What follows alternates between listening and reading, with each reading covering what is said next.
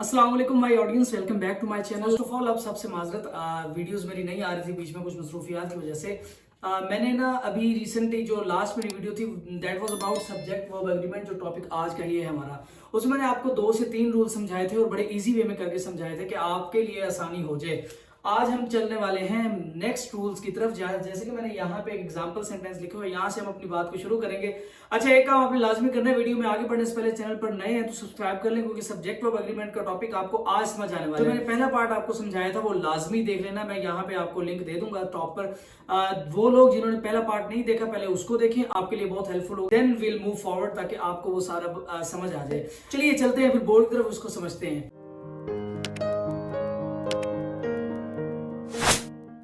अच्छा, यहां पे सेंटेंस है मेरे पास, he as well as I dash brave. जैसे कि मैंने यहां पे भी लिखा हुआ है ब्रेव। तो अब इसके देखें, सेंटेंस को देखकर आपको ऑप्शन क्या नजर आ रहा है यहाँ पे। डेफिनेटली आपको यही लगेगा ना कि आई के साथ एम आना चाहिए, आई एम ब्रेव। अच्छा, रिमेंबर वन थिंग, आज अगर आपको ये बात समझ आई तो वीडियो को लाइक लाजमी कीजिएगा। जब भी ये वाले वर्ड्स आए ना किसी दो सब्जेक्ट्स के बीच में, as well as, along with, together with accompanied by and not in addition to, या इसके अलावा और वर्ड्स भी हो सकते हैं। वो वर्ड्स क्या हो सकते हैं? जो दो सब्जेक्ट को ज्वाइन कर रहे हो एंड के अलावा, इस तरह के जो एडिशन दे रहे हो दो सब्जेक्ट्स को, एंड ना हो एंड के अलावा, ठीक है।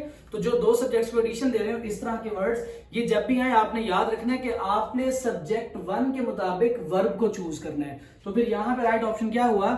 ही as well as I is brave, क्योंकि सब्जेक्ट 1 है ही, तो फिर यहां पे ऑप्शन हो गया इज। अब आप हंसेंगे, आप कहेंगे सर ये आप क्या पढ़ा रहे हैं रूल्स हमें, आई इज ब्रेव।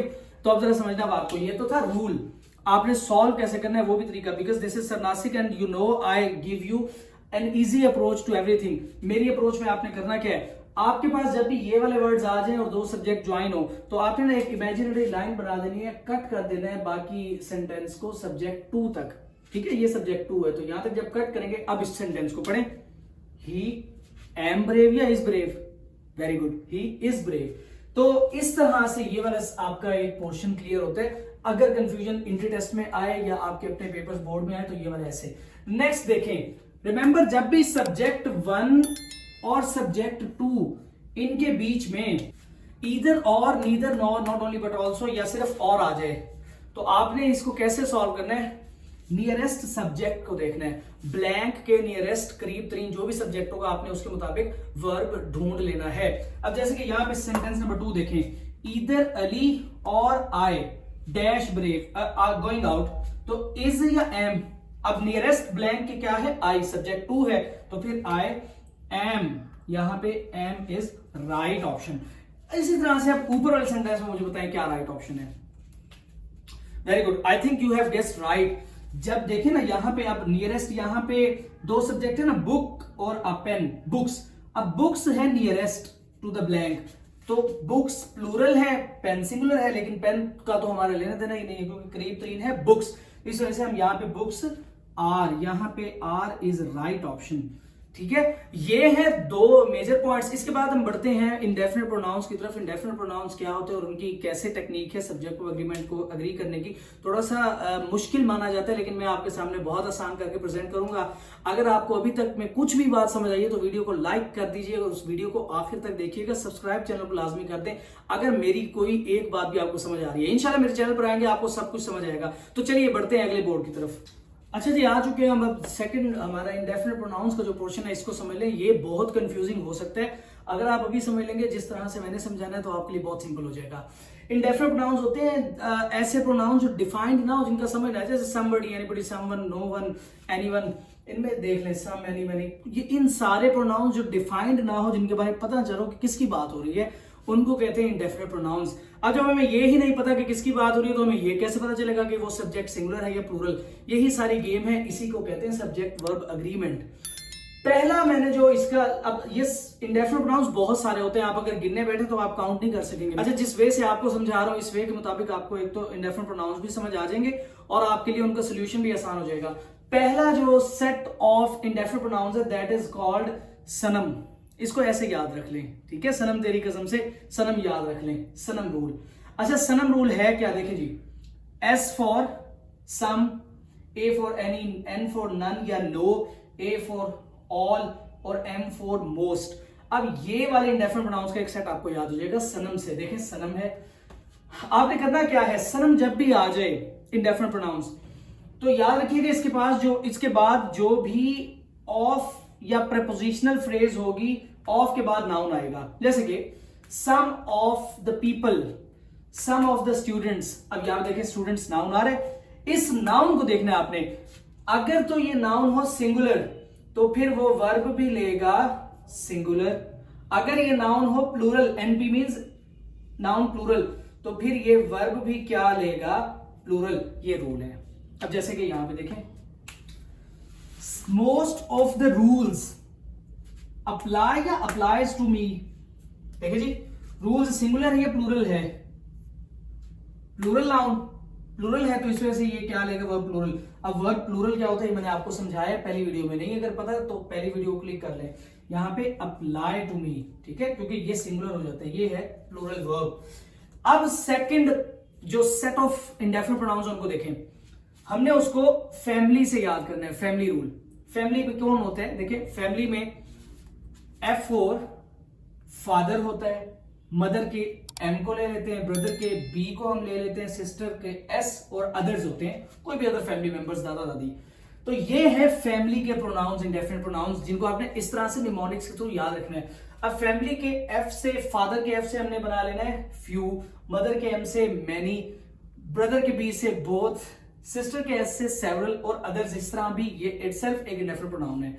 अगर ये आ जाए तो फिर रूल क्या आपने याद रखना है। अब याद रखिएगा जब भी फैमिली वाले प्रोनाउंस हैं, जो कि ये आपके सामने मैंने प्रेजेंट किए हैं, तो इनके बाद याद रखिएगा कोई भी प्रपोजिशनल फ्रेज हो, कुछ भी आ जाए, फैमिली कैसे बनती है। क्या एक शख्स को आप फैमिली कह सकते हो, नहीं कह सकते, वो इंडिविजुअल है। तो जब दो मिलेंगे तभी फैमिली बनेगी ना, तो फैमिली बेसिकली प्लूरल से बनती है। तो इसीलिए जब भी ये वाले प्रोनाउंस आ जाए, आपने आंखें बंद करनी है और प्लूरल वाले वर्ब को देख लेना है। तो ये ऑलवेज क्या होंगे, यूज प्लूरल। तो ये ऑलवेज प्लूरल वर्ब्स को ही अपने साथ लेकर जाएंगे। यहां पे मैंने देखे यहां हाईलाइट किया हुआ है मैनी को, मैनी के साथ एक छोटा सा और सीन भी है, एक्सेप्शन है, इसको अच्छी तरह से याद कर लेंगे क्योंकि बोर्ड का पेपर या इंटर टेस्ट एक्सेप्शन को लेकर चल रहा होता है। रूल्स तो उसको भी पता है कि आपको याद हो गए, आपने सर नासिक से पढ़ा, आपको तैयार हो गए, लेकिन एक्सेप्शन को वो लाजमी पूछता है आपको। मैं एक्सेप्शन भी आपको बता कर जाऊंगा।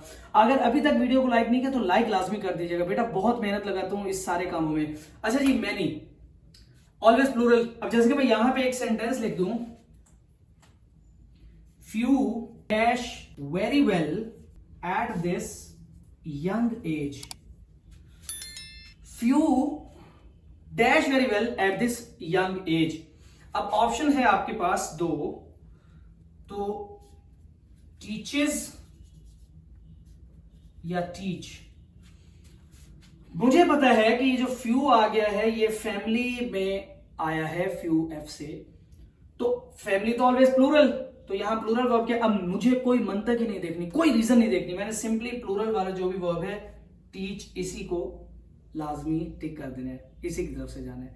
तो इसको कहते हैं आसान तरीके से सब्जेक्ट वर्ब एग्रीमेंट को समझना। आपको स्मार्ट वर्क करना पड़े, हार्ड वर्क आपको करना ही ना पड़े। स्मार्ट वर्क ये है कि आपको इनको याद करना है, इनके स्क्रीनशॉट लेकर अपने पास रख लें, एक दफा याद कर लें, 2-3 दफा आप रिवाइज करेंगे तो आपको होपफुली सेट हो जाएगा आपका इंटर टेस्ट का मामला भी और बोर्ड का मामला भी। अच्छा, मैनी की जो एक क्लॉज है, एक सेपरेट एक्सेप्शन है, वो जरा समझ लें बेटा। मैनी यहां पे ना, मैनी का एक यूज होता है जिसको कहते हैं मैनी आ। अगर तो आए अकेला मैनी तो फिर तो ठीक है, आप समझ गए। मैनी पीपल वॉज प्रेजेंट या वर प्रेजेंट, वर प्रेजेंट, वहां तो आप बात समझ गए हो। जब मैनी आ जाए तो ये क्या होता है, देखो जी, मैनी आ ना दो काम कर रहा होता है। किसी भी सेंटेंस में मैनी आ जाए, भी एग्जांपल लिखते हैं, मैनी आ सबसे पहले तो अपने साथ एक काम लाजमी करता है, वो ये कि नाउन लेता है सिंगुलर। ये ना लाजमी जुड़ा हुआ है, मैनी आ जब भी आएगा इसको सिंगुलर नाउन चाहिए, ठीक है। प्लूरल नाउन आगे तो वो गलती है, और नाउन सिंगुलर लेने की वजह से ये फिर वर्ब भी क्या लेता है, सिंगुलर, क्योंकि हमने सब्जेक्ट और वर्ब को अग्री कराना है। तो जब भी ऐसा कोई सिनेरियो आए, आपने मैनी आ पे नजर लाजमी रखनी है जब भी मैनी आ जाए। अब देखिए जी, इस सेंटेंस को समझते हैं, फिर इसकी रीजन को भी समझेंगे कि ऐसा क्यों होता है। मैनी आ, अब यहां पे सेंटेंस है जी, मैनी आ बेगर्स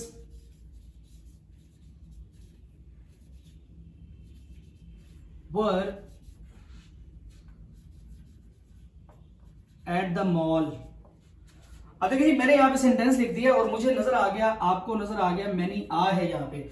अब मैनी आ में दो गलतियां लाजमी होंगी, इसमें से ना कोई एक गलती वो करके देगा। पहली गलती, इसको क्या चाहिए, सिंगुलर नाउन। क्या ये सिंगुलर नाउन है? नहीं है, तो इसको सिंगुलर करते हैं मैनी आ बैगर। अब ये सेंटेंस यहां तक ओके हो गया। अब यहां पे क्या गलती है, जब बैगर सिंगुलर है तो फिर वर्ब भी क्या होना चाहिए, इसके लिए सिंगुलर होना चाहिए। तो फिर यहां सिंगुलर वर्ब क्या होगा, वॉज। अब ये सेंटेंस राइट है। तो ये दो गलतियां आएंगी वो बोर्ड के पेपर में और एंट्री टेस्ट में तो खास तौर पे वो ये कहेगा मैनी आ बेगर्स वॉज, तो आपको लगेगा ये तो दो गलतियां हैं, ऐसा नहीं है। बस मैनी आपको याद रख ले, मैनी आ नाउन भी सिंगुलर टेक करेगा और भी इसकी वजह से वर्ब भी सिंगुलर टेक करेगा। ये मैनी आ का ना मतलब भी समझ ले। मैनी आ का उर्दू में मतलब होता है जैसे हम किसी कॉन्सर्ट पे जाएं और कोई हमसे पूछे कि कितने लोग थे वहां पे या क्या हजूम था, तो हम कहते हैं बड़ा बंदा था वहां पे। क्या कहते हैं, बड़ा बंदा। अब वहां पे बड़ा बंदा से मुराद साइज इन द लेंथ नहीं है, बड़ा बंदा साइज इन द नंबर्स है। बड़ा बंदा बेसिकली जब हम कहते हैं ना बड़ा बंदा था वहां पे, तो उसको इंग्लिश में कहते हैं many a person was there. Many a person, आप इस तरह से भी इसको याद रख लें। मैनी आ का मतलब बड़ा बंदा था, बहुत बंदा था, तो मैनी आ पर्सन। हम आप बंदा कहते हैं, बड़ा बंदे नहीं कहते, इसलिए many a person.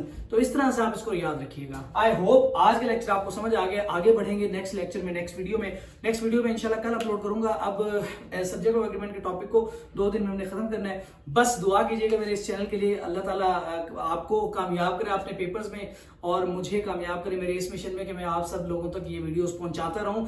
Hectic routine है, हेक्टिक काम है, चूंकि वर्क को भी मैनेज करना होता है, बट इंशाल्लाह आपका अल्लाह ताला हामी और नासिर हो और मुझे हिम्मत दे कि मैं आपको ये वाले लेक्चर्स डेली अपलोड करके देता जाऊं। नेक्स्ट वीडियो तक के लिए best of luck and Allah Hafiz.